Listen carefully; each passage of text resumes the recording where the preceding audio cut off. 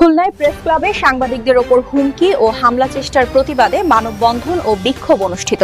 বিস্তারিত প্রতিবেদনে।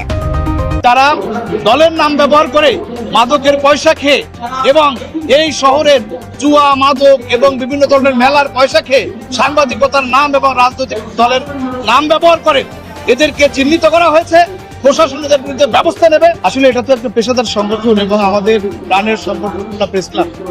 এখানে নির্বাচনকে উপলক্ষ করে একটি রাজনৈতিক দল বা বিভিন্ন সময় দেখেছি বিভিন্ন রাজনৈতিক দলের উপরে ভর করে কিছু দুষ্কৃতিকারী সাংবাদিক নামধারী তারা এই ঘটনাটা ঘটিয়েছে। কারণ ওই ঘাটের যারা শ্রমিক, ওই ঘাটের যারা সন্ত্রাসী, এরা তো আমাদের শত্রু না, আমরা ওদের শত্রু না, ওরা আমাকে চেনেও না। তাহলে এখানে ডেকে আনলো কে? আমি নিশ্চিত হয়েছি যে গত পরশু রাতে তারের পুকুরের কাছে একটি পার্কের কোনো একটা চায়ের দোকানে বসে আমাদের এই পেশার দু একজন প্রার্থী তারা ওখানে বসে আলোচনা করে তারা আমাকে আক্রমণ করাবে এবং আমার উপরে হামলা করবে।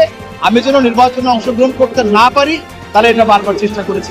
বিভিন্ন সময় বেশ কয়েকদিন ধরে আমাকে হুমকি দিচ্ছে যে আমি যেন প্রত্যাহার করি, কিন্তু আমি কোনোভাবেই এই সাধারণ সাংবাদিকদের দাবির প্রেক্ষিতে আমি প্রত্যাহার করি নাই, যে কারণে তারা আমার উপরে কালকে হামলার উদ্যোগ নিয়েছিল।